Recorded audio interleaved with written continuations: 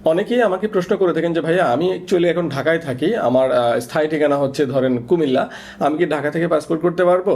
বা অনেকে বলেন যে আমি কি আমার স্থায়ী ঠিকানা থেকে পাসপোর্টটা না করে বর্তমান ঠিকানা থেকে করতে পারবো, বা নাকি স্থায়ী ঠিকানা থেকে করতে হবে? তো এই ধরনের কোয়ারি যাদের আছে তাদের আজকে ক্লিয়ার করে দিব।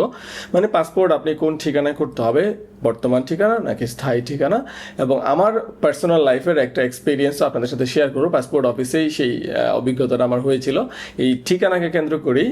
তো এগুলো আমি আজকের ভিডিওতে শেয়ার করবো। ছোট্ট একটা ভিডিও হবে, খুব বেশি বড় হবে না, বাট যাদের এই ধরনের কনফিউশন আছে কনফিউশনগুলো ক্লিয়ার হয়ে যাবে। চলুন ভিডিওটা শুরু করা যাক। ভিডিওটা শুরু করার পূর্বে ছোট্ট একটা রিকোয়েস্ট থাকবেই, আপনি যদি আমার ইউটিউব চ্যানেল নতুন হয়ে থাকেন, এখনও যদি চ্যানেলটা সাবস্ক্রাইব না করে থাকেন, প্লিজ চ্যানেলটা সাবস্ক্রাইব করে দিবেন। আর যদি ভিডিওটা ফেসবুকে দেখতেছেন, অবশ্যই আমার ফেসবুক পেজটা ফলো করেই সাথে থাকবেন। চলুন ভিডিওটা শুরু করা যায়। তো যা বলছিলাম, আপনি কোন ঠিকানা ইউজ করবেন। অ্যাকচুয়ালি পাসপোর্ট অফিসের ওয়েবসাইটে আমরা যখন ফর্মটা ফিল আপ করি, আমরা তো অনলাইনে ফার্স্টে ফর্মটা ফিল আপ করতে হয়। লাইক আপনি দেখতে পাচ্ছেন, আমি স্ক্রিনে দেখাচ্ছি, এই যে আমরা হচ্ছে অ্যাড্রেস ফিল আপ করার মানে অপশনটাতে রয়েছে। এখন আপনি যখন পার্মানেন্ট অ্যাড্রেসটা ফিল আপ করবেন, লাইক আমি দেখুন পার্মানেন্ট অ্যাড্রেস কুমিল্লা দিয়েছি এবং আমার অ্যাড্রেসটাই দিয়ে রাখছি এখানে, হ্যাঁ। এবং আমি প্রেজেন্ট অ্যাড্রেসে আমি ঢাকা দিয়েছি, ঢাকা উত্তরা 4 নম্বর সেক্টর দেখাইছি, এবং অটোমেটিক্যালি আমাকে কিন্তু কোন পাসপোর্ট অফিসে যেতে বলছে, রিজিওনাল পাসপোর্ট অফিস যেটা হচ্ছে উত্তরাতে আছে সেখানে যেতে বলছে। আমাকে কিন্তু কুমিল্লা যেতে বলে নাই। এখন আমি যদি চাই আমি কুমিল্লা থেকে পাসপোর্ট করব, তাহলে আমাকে কি করতে হইতো, আমাকে এখানে আমার প্রেজেন্ট অ্যাড্রেসটাও আমার হচ্ছে কুমিল্লা দেখানো লাগতো। যদি আমি কুমিল্লা দেখাইতাম, অটোমেটিক্যালি এটা কুমিল্লা পাসপোর্ট অফিস সিলেক্ট হয়ে যেত। লাইক আমি যদি দেখাই যে আমার প্রেজেন্ট পার্মানেন্ট সেম অ্যাড্রেস, আমি টিক দিয়ে দিলাম, দেখুন আমারটা কুমিল্লা চলে গেছে। একদম সহজ কথায়, আপনি বর্তমান ঠিকানা যেটা দিবেন সেখানেই আপনার পাসপোর্ট অফিস অটোমেটিক্যালি সিলেক্ট হয়ে যাবে, আপনাকে সেখানে যেতে হবে। আপনি চাইলেও আপনার স্থায়ী ঠিকানা যেখানে আছে সেখানে পাসপোর্ট করতে পারবেন না, যদি আপনি বর্তমান ঠিকানাটা ডিফারেন্ট দেন। সেক্ষেত্রে আপনার স্থায়ী ঠিকানা বর্তমান ঠিকানা একই হইতে হবে, তাহলে আপনি ওইখান থেকেই মানে আপনার স্থায়ী ঠিকানা থেকেই পাসপোর্ট করতে পারবেন।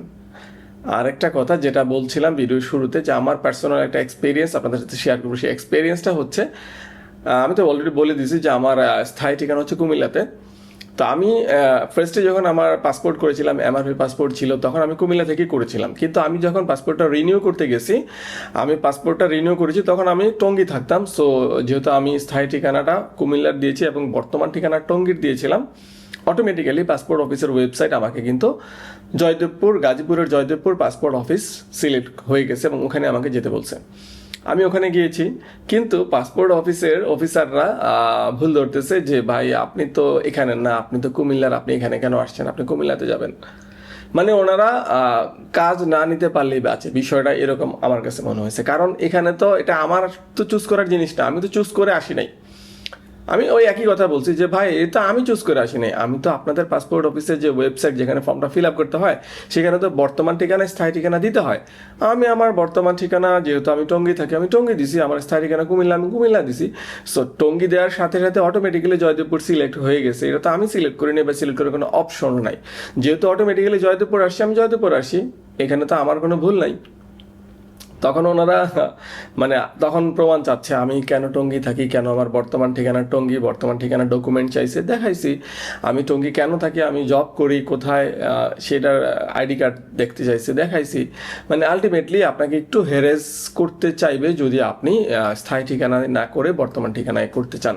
আর আপনার স্থায়ী ঠিকানা বর্তমান ঠিকানা যদি একটাই থাকে তাহলে তো কোনো ইস্যুই নেই, আপনার তো অটোমেটিক্যালি একটা জায়গায় মানে হবে, এবং সেখানে তো আপনাকে আর ওই ঝামেলায় ফেলতে পারবে না যে আপনি কেন স্থায়ী ঠিকানাতে করতেছেন না, বর্তমান ঠিকানায় কেন আসছেন, আমাদের এলাকায় কেন আসছেন, আপনি আপনার এলাকা থেকে করুন, এই ধরনের কোশ্চেন তো আসবে না।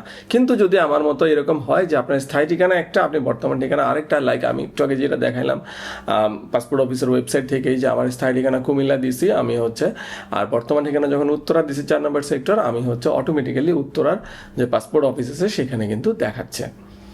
তো আমাকে কিন্তু এখন যদি আমি আবার নেক্সটে, যদি আমি এখন উত্তরা থাকি, যদি নেক্সটে আমি পাসপোর্টটা রিনিউ করতে যাই, আমাকে কিন্তু উত্তরা পাসপোর্ট অফিসে যেতে হবে, কারণ আমি বর্তমান ঠিকানা তো উত্তরা দিব, সেক্ষেত্রে আমাকে উত্তরা পাসপোর্ট অফিসে যেতে হবে। তো এই হচ্ছে নিয়ম অ্যাকচুয়ালি। সেক্ষেত্রে অবশ্যই যেটা বললাম, আমি যে কোশ্চেনগুলো ফেস করছি আপনিও ফেস করতে পারেন, আপনাকে কোশ্চেন করতে পারে আপনি কেন আপনার এলাকা থেকে না করে আমাদের এখান থেকে করতে আসছেন, সেক্ষেত্রে আপনাকে এক্সপ্লেনেশন দিতে হবে যে আমার স্থায়ী ঠিকানা ওইটা, বাট আমি তো এখানে থাকি, বর্তমান ঠিকানা আমার এটা, আমার বর্তমান ঠিকানার এগেনস্টে ডকুমেন্ট আছে, আপনার ইউটিলিটি বিলের কপি দিবেন, লাইক কারেন্ট বিলের কপি হতে পারে, কারেন্ট বিলে তো বিদ্যুৎ বিল, তারপরে হচ্ছে টেলিফোন বিল আছে, তারপরে হচ্ছে গ্যাস বিলের কপি হতে পারে। তো ইউজুয়ালি আমরা কারেন্ট বিলেরটাই দিই। তো যদি এই ডকুমেন্টগুলো আপনি দিতে পারেন, তারপরে হচ্ছে আপনাকে জিজ্ঞাসা করতে পারে, আমাকে যেটা জিজ্ঞাসা করছে আপনি এখানে কি করেন, সেক্ষেত্রে আপনি কি কেন এখানে থাকেন এটার ব্যাখ্যা দিবেন। আপনি যদি চাকরি করেন, কোথায় চাকরি করেন সেটার একটা আইডি কার্ড তো আপনার আছে, সেটা শো করেন। অথবা আপনি যদি ব্যবসা করেন, সেক্ষেত্রে ব্যবসা প্রতিষ্ঠানের একটা ডকুমেন্ট, লাইক ট্রেড লাইসেন্স একটা ডকুমেন্ট হতে পারে, সেখানে অ্যাড্রেসটা লেখা আছে। সো আপনাকে প্রমাণ দিতে হবে আপনি কেন এখানে থাকেন, এটা আপনার কেন বর্তমান ঠিকানা, এবং বর্তমান ঠিকানা সাপেক্ষে আপনার যে অ্যাড্রেসটা আছে সেই অ্যাড্রেস ভেরিফিকেশনের ডকুমেন্টটা দিবেন। তাহলে আপনাকে কোনো বিপদে ফেলতে পারবে না। ওনারা যতই তান বাহানা করুক, আপনি পাসপোর্ট করতে পারবেন দালাল ছাড়া, কোনো এক্সট্রা টাকা লাগবে না।